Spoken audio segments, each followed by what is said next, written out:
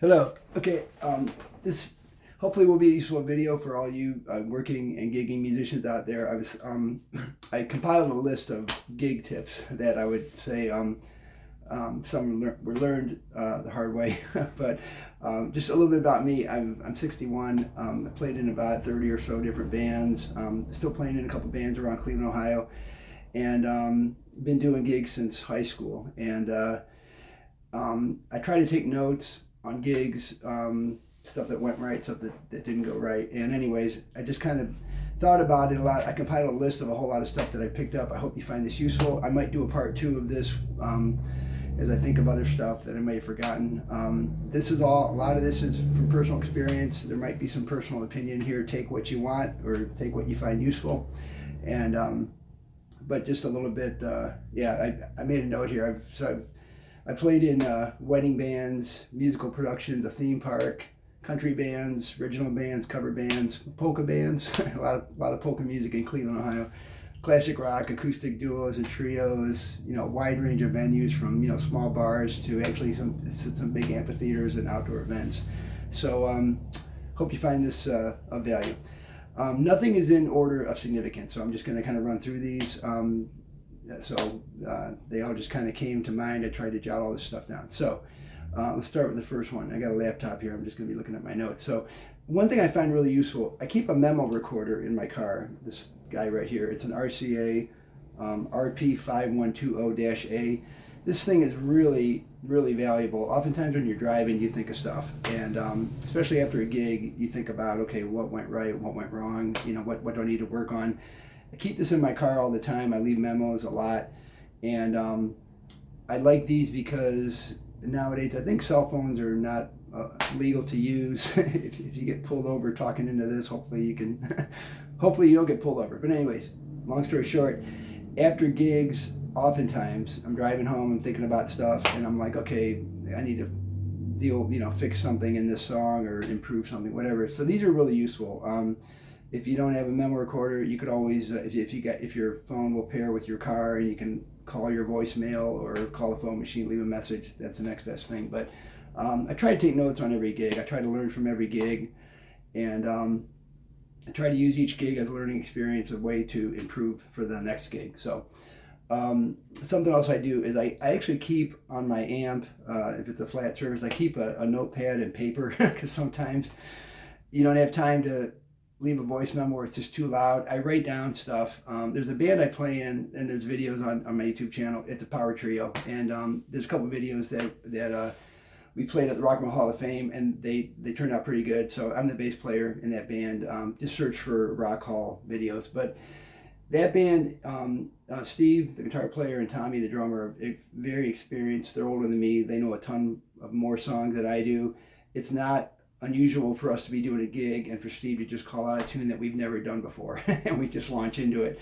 And oftentimes when that happens, I turn around after the song or whenever I got a moment to write down the song title, and then I add that to our comprehensive list of songs. It's, I don't know, well over 100 songs. We don't play every single song, but I try to capture, if we do a song I haven't done before and I need to learn it, I write it down. Or if the song I mess up on, I make a note, work on this tune. So that's that tip. I print, for that same band, I print a master song list of all the songs because I'm playing bass in that band. Steve is singing all the songs, and when we play at bars and stuff, we like going from song to song. You want to keep people dancing and moving. You really want to minimize dead time. And oftentimes I'm looking at the master song list and saying, okay, what would be a good song to follow this one with? And I'll just call it out to him after we finish the current song. And oftentimes on gigs we can keep things rolling. He's busy just focusing on his guitar playing and singing. He doesn't really have time or mental bandwidth to think about, okay, what song should we do next? So I kind of take over that role. I look at our song list. I say, okay, we can follow it up with this one. This would be a good one to do. So let's see here. Covered that. Just you want to keep a show going, especially if people are dancing. That's the worst thing, is to have a dance floor full of people and there to be a lull, or to end a song and there's just dead time and you're not jumping into another song and everybody's just kind of standing there. you want to keep people dancing and having a good time. You want to keep the show moving is my feeling, especially at weddings.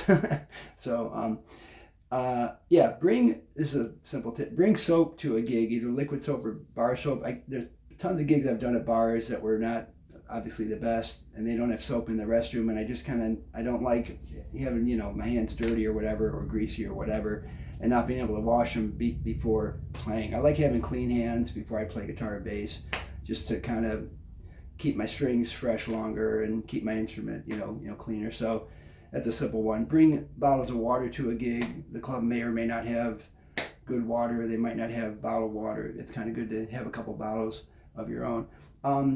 I don't like to eat before a gig. I wrote down here, do not eat right before playing. I like to be a little bit hungry before a gig. I'd rather do a gig and be kind of hungry or, want to eat than to just eat something right before. I think the food kind of takes the edge off a little bit. Just my personal philosophy and what I found works for me. If I have a big meal and then go to play, I just feel kind of like not as focused or not as, whatever. Like I said, it kind of takes the edge off. Don't drink soft drinks, Coke, Pepsi, whatever, or anything sugary. It seems to coat your throat and mess with your singing. So I try to just drink water on gigs, or maybe hot tea with no sugar. I wrote down here, don't drink alcohol before a gig. That's kind of obvious. It may affect your playing or your ability to put on a good show. And then my next tip here, this kind of ties in with what I said earlier, but yeah, I think of a gig as almost like a sporting event, almost like you're an athlete, and a team will have a game and then they'll watch the after game films and they'll analyze what went right and what went wrong. And I try to do that with any gig. I look at it as like an athletic event almost, because it is pretty athletic. It takes a lot of energy to do a gig and to do it well. So I try to think about the gig. Like I said, I use the memo recorder. I'll leave notes to myself, just things to work on. Have two of everything on a gig. This is really critical. Whenever I play, I play guitar in some bands, I play bass in some other bands. I bring two of everything. I bring two basses. I have a speaker cabinet for my bass that's got 4 10s, but 2 are wired together. The other 2 are wired together. They're going to separate jacks. If I blow out 2 of the speakers, I got another 2 that I could switch to. I bring a spare amp. It's kind of funny, but I use a PV mixing head that has a power amp built in, but I bring a spare amp as well. I bring 2 basses. I bring extra strings. Of course, extra cables. If something breaks, you want to be able to switch quickly. You don't want to try to troubleshoot or fix something on the spot. It's best just to switch out quickly. I brought spare amps to gigs. One time our PA blew out. We were using a Bose, those stick PAs, which are great PAs. There's nothing wrong with them, but something went wrong with the power in the club and that blew out. And I was able to rig up a backup PA with a different amp and some other stuff. So use strap locks on your guitars and basses. That can really help a lot. You never want to drop your guitar or have it fall or whatever. That happened to me once. It was kind of stupid on my part. I had strap locks on my jazz bass. I was using a strap that didn't have strap locks, and it fell. Thankfully, it didn't get too badly damaged, but the strap locks are really useful. Use earplugs during sound checks. I can't emphasize this enough. I've been on gigs where it's a large PA, and as they're fine tuning it, oftentimes there's a blast of feedback in the monitors or the mains or something, and you might be standing where that happens. And it's just I try to protect my hearing. I do have tinnitus and some hearing loss I'm trying to preserve. I wear earplugs whenever I go to a club, even an outdoor event. I bring earplugs with me all the time, and I wear them anywhere that could be loud. And even some bars or some clubs where there's not even a band, but just people are talking, that can sometimes seem really loud. So, but wear earplugs during sound check, and wear some kind of hearing protection when you're gigging. There's a lot of great ear protection devices that can lower the sound level without affecting the tone too much. You might have to get some custom made at a hearing specialist. So, where are we at now? Okay. Oh, yeah, sound people. Be nice to sound people, and any people helping out on a gig. Any road crew people, anyone that's helping the band out. be nice to them, be considerate. They're, you know, a PA system to me is a complex thing, and to set it up and get it working right, it takes a lot of skill, in my opinion. And just be nice to them, be as helpful as you possibly can. You know, they'll be much more easier to work with. They'll be more inclined to do whatever you might need to make the show the best possible. Along those lines, if you play bass or use a direct box, one thing I try to do before I unplug from a direct box is ask the sound guy, hey, is the channel muted? Can I unplug? Because the worst thing is the channel's not muted, they got it cranked, you unplug it and there's a loud pop that can actually damage speakers and stuff. So it's kind of a nice thing to be considerate. Just, you know, get all the sound person, whatever, say, hey, can you mute my channel? I'm going to unplug my bass, or whatever, or whatever you have plugged into a direct box. If you see, I go out and see bands a lot, and oftentimes I see, you know, guitarists that have great tone, or bass players, whatever. If you see someone that really great tone, ask them during a break, you know, what they're using, you know, what kind of effects they might be using, what kind of amp, what kind of guitar. You can always learn something.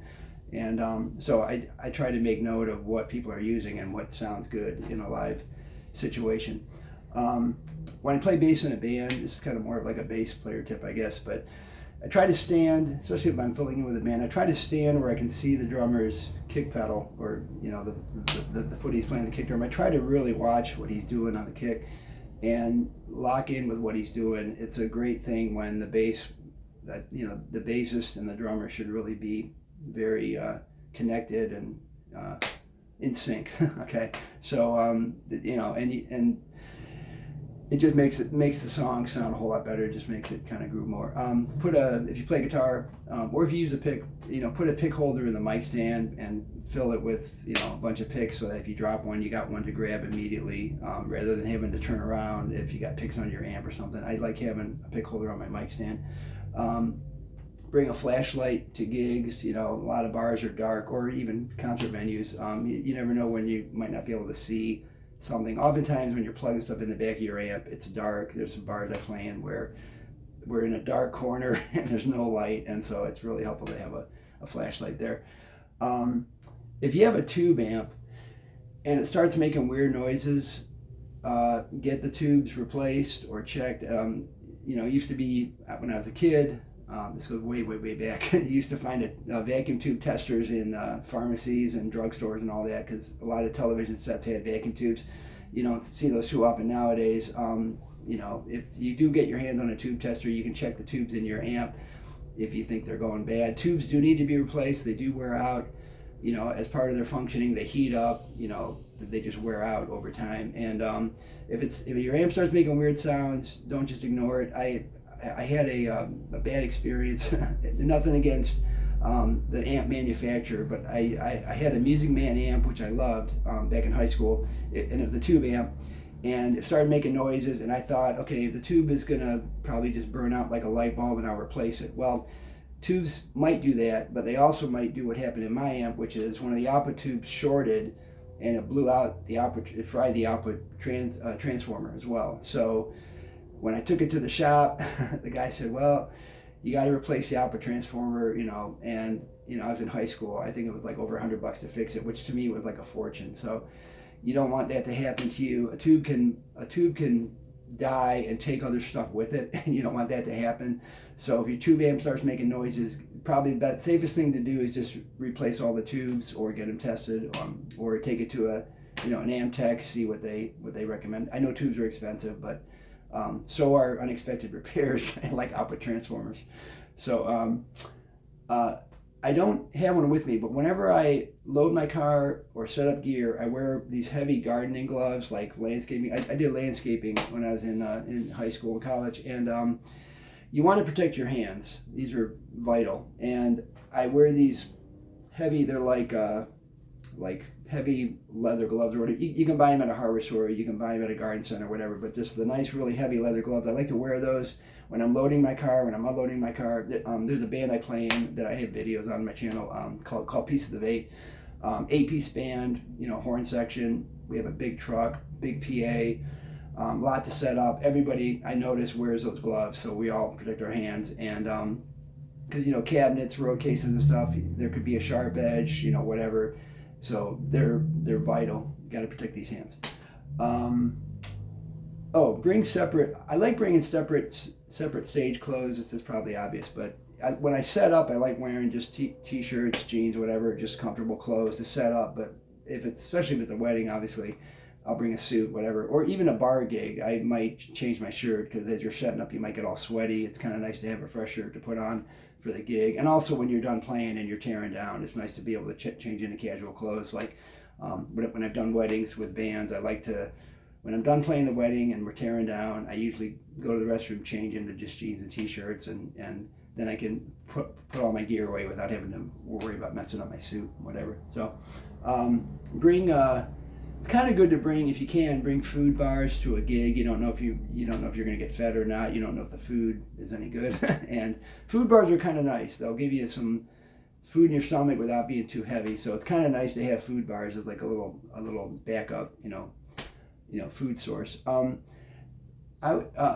you're at a gig, there's often a lot of downtime. You might load in, set up, do a sound check, and then you might have some downtime where you got time in between breaks. I like to maximize, every minute of a gig, and sure, I'll visit with people and socialize. But if you're at a club and no one's there, and you say you get in at 3 or 4 o'clock, you set up, you do a sound check, and then you got 1 or 2 or 3 hours, whatever, of dead time.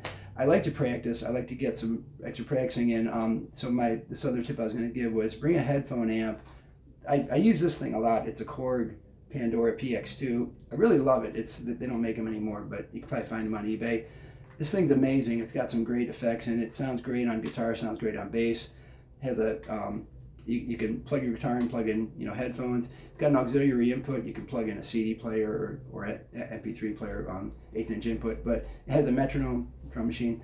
So like if oftentimes if I'm playing a bass gig and I got some time, I'll plug my bass into that. I'll go find a quiet place or go outside or go in my car, and I can practice and get some extra practice time in before the gig. Warm up, whatever. It's kind of good. I mean.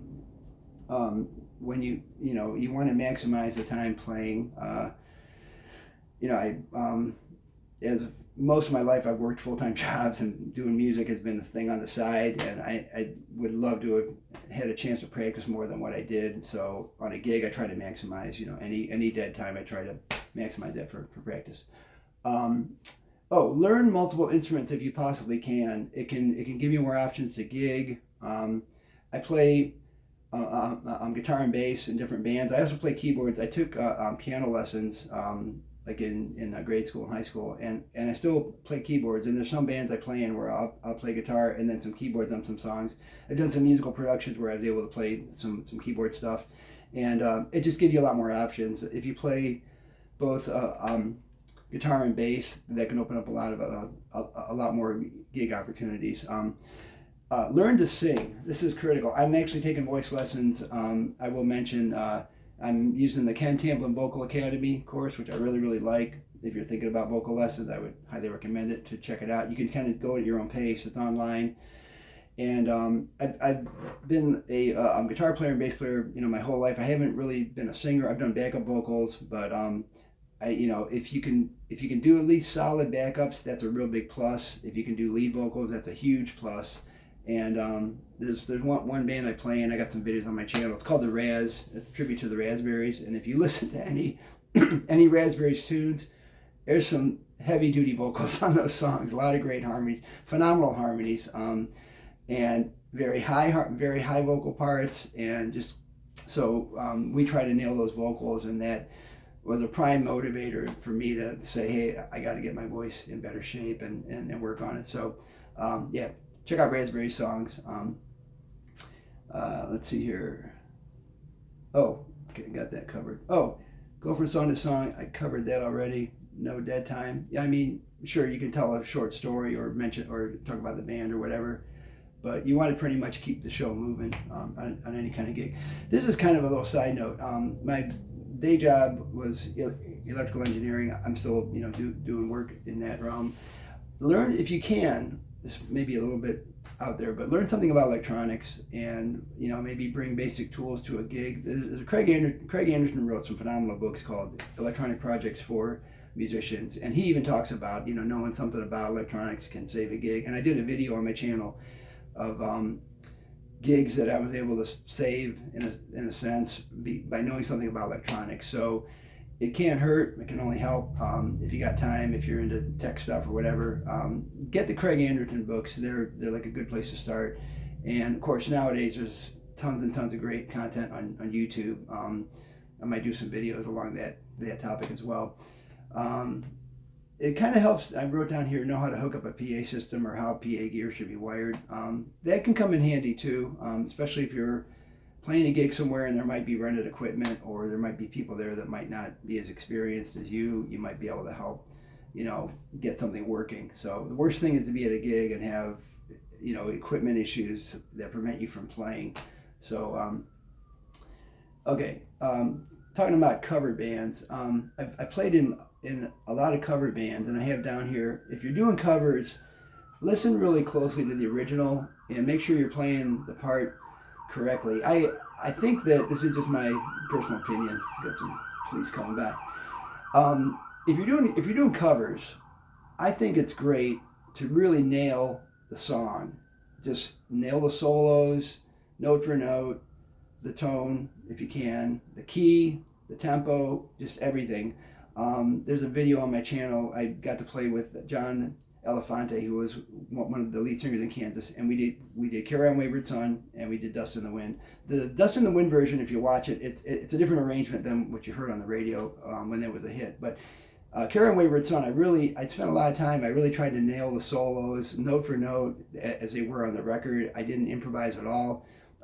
It's not a perfect performance, but it's pretty close. So I just think that probably 90% of the crowd might not notice, but the 10% of musicians out there will be very, I think they would enjoy the fact that, man, this band did that cover song. They nailed it to the T. They got the vocals right. They did the guitar solo right, everything. So just my personal opinion, I think doing a cover band, you should be faithful to the original version, the original performance. It's not really a place for you to improvise and do your own take on the song. This is just my opinion, but that's just what I feel about doing covers. Do vocal warm-up exercises before a gig if you have any vocals at all. It's always good to do warm-ups. You don't want to jump into a gig and not have your voice be in shape. A lot of, I've been in musical productions and played at theme parks, and oftentimes the singers would do vocal warm-ups, so it makes sense. Pay attention to the other band members, especially the leader of the band or just anybody in the band. There may be someone maybe trying to give a cue as to what the next song is, or slow down or speed up or do something. And the worst thing is to be in a band and be kind of in your zone where you're just not paying attention to your other band members. You're doing your own thing. That's great if you're a solo artist, but not in a band. In a band, it's a very collaborative operation. Okay, you want to work together with all the band members. You want to. I'm kind of constantly watching people, and I'm playing a band. Of course, you want to pay attention to the crowd, but you want to see what's going on in the band and see if someone's trying to give you a cue or if anything, needs attention. So, solo artists, you can kind of do your own thing, but band work, you want to work together as a unit. I've been in situations where we're trying to end a song and the leader could not get the drummer's attention, and he was just going on playing, and we're trying to end the song, and it's like really frustrating. And then you end up with either the ending gets messed up or it goes too long, and then other people get confused, and it can be a bit of a train wreck sometimes. If you do cover, this goes back to covers. If you do cover songs, my personal opinion again, I think you should do them in the same key and the same tempo as the original song. There's something about a song, especially if it's a hit song, if you change the tempo or change the key, I think something happens. I don't know. Can't put my finger on it. It kills the vibe of the song. It kills something about the song. It just feels off. It feels different. Just my personal opinion is do the song in the original key. If you can't do it in the original key because it's too high, probably should not do that song. Just my opinion. But I just think that, people are familiar. They're used to hearing a song a certain way. They might not be able to put their finger on it, but they might think, hey, it sounded okay, something wasn't quite right. And it might be because you played the song too fast or too slow, or you changed the key, or did something else. You did some kind of improvisational thing that wasn't in the original song. Like I said before, if you're doing covers, I think you should nail the cover as closely as the original version. Play out as often as you can. Get in front of people. I think when you playing in front of people is where you really learn what works and what doesn't work, and you find out where you need to practice. There's times I've thought I had a song down, and then I go play it in front of people, and I mess it up, and I'm like, okay, I need to work on this a whole lot more than what I thought. So if nothing else, do open mics. There's always open mic nights, pretty much in every city. Find out where they are. Be courteous. Be considerate. Don't hog the open mic. Like if they tell you do one song or do two songs, do only one or two. Don't do more. Don't do a long extended improvisation. Don't play too loud. Be considerate, but get in front of people and get experience playing in front of people. That's where you really learn what works and what doesn't work. Start on time on a gig. Don't take any breaks longer than you have to. Be professional. If a club wants you to start at 9, then start at 9. If they want you to stop at 1 or whatever. If you're playing at a party center and there's a curfew, if they tell you to stop at midnight, then stop at midnight. Don't go longer. I played at party centers where either the band played late or it took longer to pack up equipment, haul out, and the owners and the people working in the party center were not happy with the band because they wanted to get home and get to bed, and the band was dragging their feet or socializing or whatever. So you want to be considerate of the venue. Okay, so if a party center wants you out of there, once you end the wedding reception, you pack up, they want you packed up and out of there as fast as you possibly can so they can get home and get stuff done. There's something I'm going to mention on gigs. I'm gonna cite something I saw in a Tommy Tedesco book. Phenomenal studio guitar player. He wrote a book called For Guitar Players Only. Phenomenal book. He had 4 things in there, 4 criteria for gigs, and he said if a gig doesn't have any of these, don't take the gig. Okay, but if it has 1 or more, the better. And they were, the gig should be fun. One of these 4 or more: fun, a learning experience, good pay, or connections for the future. And he said, if it's got 1 or more of those, it's probably a good gig to do. If it has none of them, don't take the gig. Obviously, a phenomenal gig would be something that had like all of those included. If there's any, bands don't always get along. I've been in bands that there were interpersonal issues and stuff. If anything like that happens, deal with it off stage, not, in private, not in front of people, not in front of the crowd. The worst thing is for a band to be having some fighting or conflict right on stage, right in front of a crowd. It looks really unprofessional. It's very uncomfortable for the band, very uncomfortable for the crowd. It's totally the worst thing you can do. So any interpersonal issues, be professional on stage, get along on stage. Once you're off stage, then deal with the interpersonal issue, not in front of the crowd. Preferably one-on-one. If it's 2 people, they should work it out together. So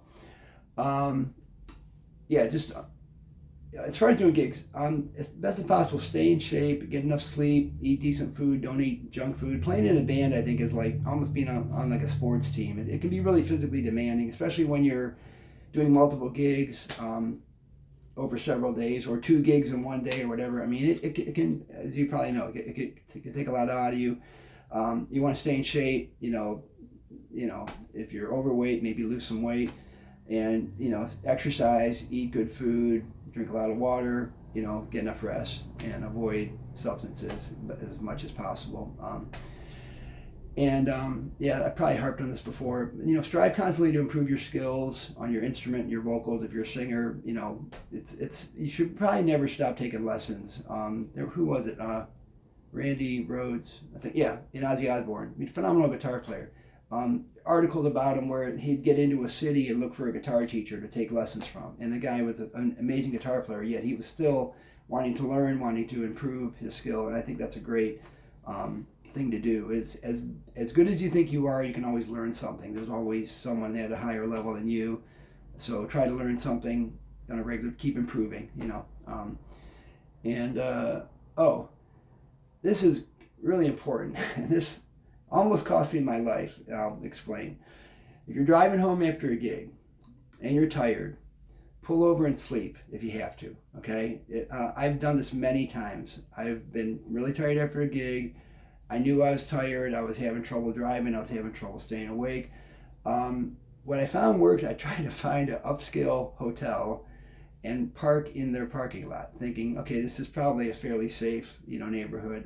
Rest areas may or may not be safe. Other areas may be a little sketchy, but just what the trick I've used is a high class hotel.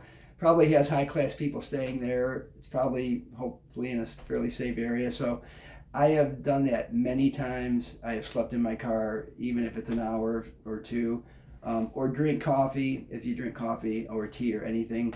Drive with the windows down. I've done gigs a lot. I live in Cleveland. In the winter, it can get really cold. We got snow, all kinds of stuff. I've done gigs where I couldn't stay awake. I rolled down the windows in my car. I'll be driving home on the freeway.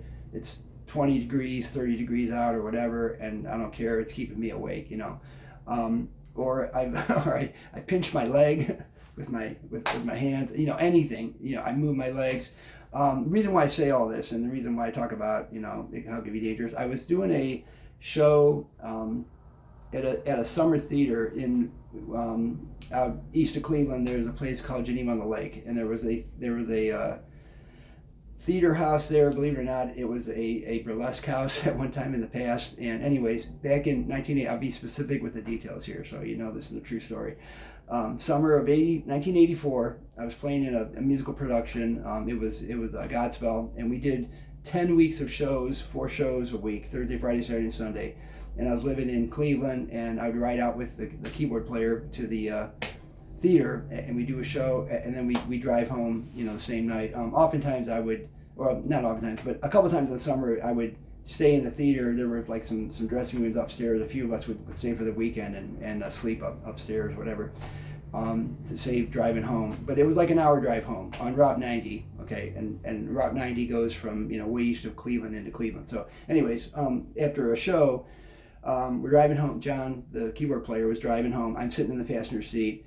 I fell asleep, and he fell asleep, and the car went off the road on Route 90. And I remember waking up, and the car's bumping and everything, and I look out, and I see just grass in front of me. And we were so incredibly lucky. We could have pulled off, or we could have went off the road where there was an underpass, concrete pillars, whatever. There's areas between those, the east and westbound lanes where there's dips and whatever, drainage ditch and stuff. We thankfully went off in an area that wasn't too bad. Obviously, it woke me up. He got the car back on the road, and we made it home safely. And he said, "Hey, just keep talking to me, keep me awake." So that's why I say this, is you don't want to fall asleep if you're by yourself at the wheel. You don't want to fall asleep at the wheel. It can be really bad. Do anything you can to stay awake after a gig, or pull over and sleep. Okay, so enough said about that. Get to gigs early with plenty of time to set up and deal with any gear issues. Stuff might not work. You might think, I just plug everything in, it's going to work. There've been gigs where stuff doesn't work, and you got to stop and troubleshoot it. And if you got enough time, great. If you don't, then it gets really stressful. You're trying to get stuff working, and you're supposed to start, and you're late starting, and club owner could get mad. Whoever your client that you're performing for, could get upset. If possible, watch your gear all the time. If you think there might be a risk of losing a piece of gear, someone walking off with a guitar or whatever, I like keeping an eye on my gear at all times, or being aware of where stuff is at. So if you go out to eat after a gig, this is another thing I think is a good idea. If you go out to eat after a gig and your car is loaded with equipment, I like to park it where I can see it from the restaurant. If I'm sitting at a table, I like to see my car and know that, okay, I got my eye on my gear. No one's messing with my car. No one is messing with my gear.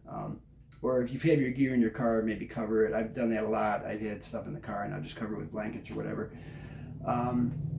Find out what the power situation is on a gig, like if there's good outlets or good power.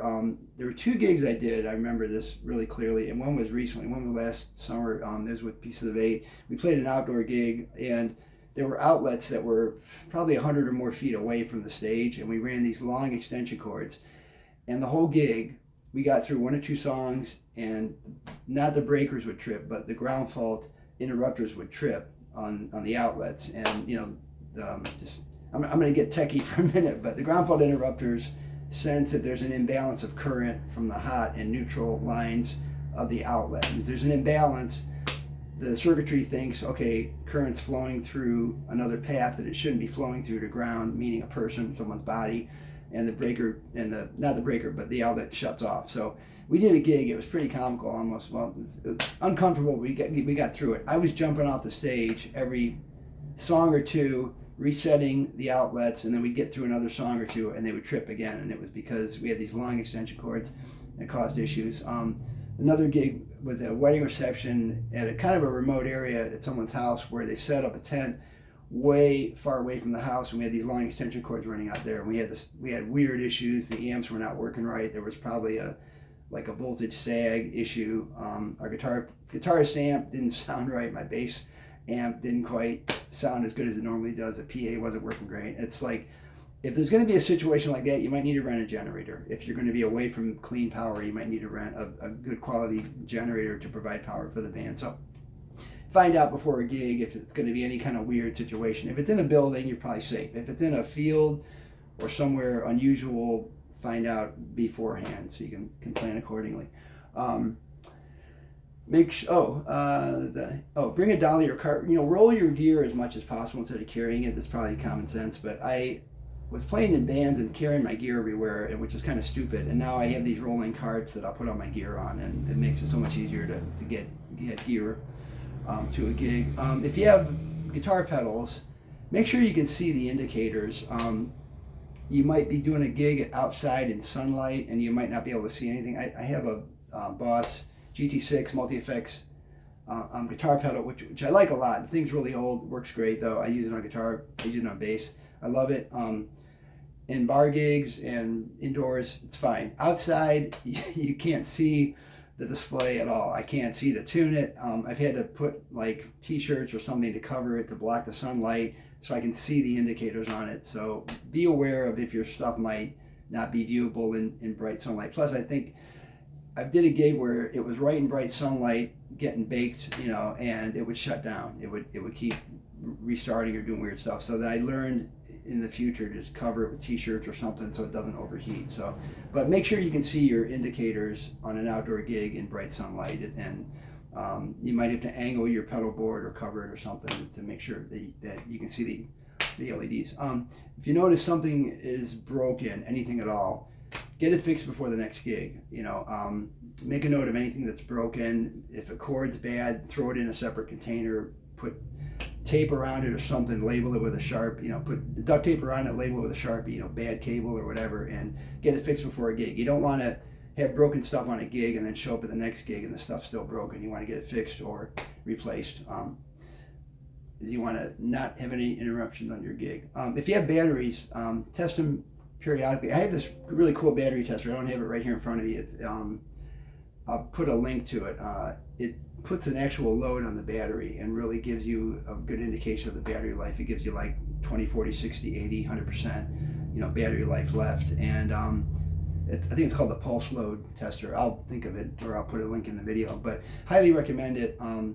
Very high quality battery tester. I trust it, and I use it to test batteries if I have anything battery powered at all. Obviously, it's probably better to have everything AC powered and not have to rely on batteries, but if you have a wireless guitar, wireless mic, anything that's wireless, you can't get away from batteries. So, Okay, keep a nail file with you. When I play bass, I try to keep my right hand fingernails below a certain length, because if they're too long, I get this clicking sound that I really don't like. I like a nice round tone with just the flesh of my finger hitting the string, not my fingernail. I use a fingernail for effect. I'll actually kind of strum down on guitar or bass with my fingernail, and that's cool. When I'm just playing bass and I'm plucking with upstrokes, I want just the flesh of my finger to touch the string. I don't want my fingernail to do that. So it's kind of good to keep your nails. I like filing instead of cutting them. I prefer to file nails. You can get kind of more precise with what length they are, both on your right hand and your left hand. There's a product I found really useful called Nut Sauce. I use it on my guitars. It helps prevent string breakage. It's like a lubricant. You put it over the saddles and at the nut. Helps strings stay in tune better if you bend. I was using I wasn't using it for a while, and I kept breaking strings. I had these Fender Telecasters. The strings would break right over the saddle where the string bends, and I started using that stuff, and it made a huge difference. So Just a little tip there. Use finger ease. It's this like spray lubricant. It works great if you're playing outdoors and you're sweating a lot and your neck is lacquered or whatever, has a clear coat. Your hand can stick to the neck. Finger ease helps a lot. You put on your hand or the neck, and you can slide real easily, and it works great on outdoor gigs. Bring a fan to outdoor gigs if you want. Some outdoor gigs can be really hot. Last tip: sell merchandise at your gigs. You would be amazed how much you can make with merchandise, even in a local band, even in a cover band. In fact, you don't have to be in an original band to sell merchandise. You're leaving a lot of money on the table if you don't sell something, okay? And I'll give a really good example. So I was in this band in Cleveland from about 1991 to 95. The band was called Odd Girl Out. All original band, really cool band. 5 people, 3 women who sang great, did phenomenal harmonies. 2 played acoustic guitar. I played bass and then drums. And we did all original music. We'd only do about 4 covers a gig. Everything else was like original. And we sold a ton of merchandise, and we sold T-shirts, bumper stickers, cassette tapes, CDs. We sold our gig posters. The posters we printed to advertise a gig, we sold those as well. And I'll probably do a video of that thing, but or I think I might have a video already. But it just said venue, time, whatever. We sold those posters. We sold everything we possibly could. And one thing I will mention about that: don't you, the band member, don't sell merchandise yourself. Hire someone to sell merchandise and sit at a merchandise table the whole gig, because people will want to buy stuff at any time. You might be playing, and if you're the one selling the merchandise, they can't buy something until you take a break, and you're losing a lot of sales. Or they might leave, they might go home, and then you've totally lost the sale. They might not want to stick around till you take a break. They might not want to stick around till you're done playing. So hire a friend. Back in the day, I think I paid a friend of ours $20 or whatever to sit at the merch table, sell merchandise the whole night, and it made a huge difference. We could, the store was open all night, all during the gig. Also, on that note, gather names. Nowadays, it's email addresses, and do regular mailings of where your gigs are. Keep your fans informed. We were gathering addresses when I was an Odd Girl Out, and by the time when the band broke up, we had over 3,000 or more addresses, names and addresses, and we were mailing out postcards. Usually it was once a month, and then we changed it to like once every 2 months or 3 months just to save postage costs. But that could be so valuable to build up a following and get people coming to your shows. The last thing I want to mention about merchandise, with Odd Girl Out, this was the most amazing merchandise story that, in my experience, that we had. We did a free benefit gig. It was like 1992 or 93. I saved all the records of how much merchandise was sold at every single gig. I was taking records of what we brought, what we sold, the money, made sure everything lined up, was accounted for. So we did this free show at the Cleveland Zoo. It was on Earth Day. And it was a beautiful day, massive crowd. Believe it or not, we opened for Sheryl Crow, and she just had her first hit, Leaving Las Vegas. So we were the opening band for her, and we did the gig for free. It was like a benefit gig, but I brought tons of merchandise. I brought everything I could think of. I'm thinking, okay, this could be a big event. Could be a lot of people there, and it was a big event. 40 or 50,000 people in the whole zoo. The venue was like an outdoor amphitheater, probably had like a couple thousand people there. Anyways, brought all the merchandise. End of the day, we sold $3,000 worth of our merchandise. $3,000. That's a lot in just merchandise alone. The gig was free, but we still made $3,000, which to me was phenomenal. So, long story short, if you're in a cover band or original band, doesn't matter. Get something made, a t-shirt. If you got a cool logo, get t-shirts made. There's tons and tons of companies that make that kind of advertising stuff available. Get some merchandise, sell it. You'll make a lot of extra money to help supplement what you might get from the club or the venue or whoever's promoting the gig. So that is it. I'm going to let you go. Thanks for watching. I really appreciate it. I might do another part of these. Feel free to leave comments or suggestions or more tips, and we'll talk to you later. Bye.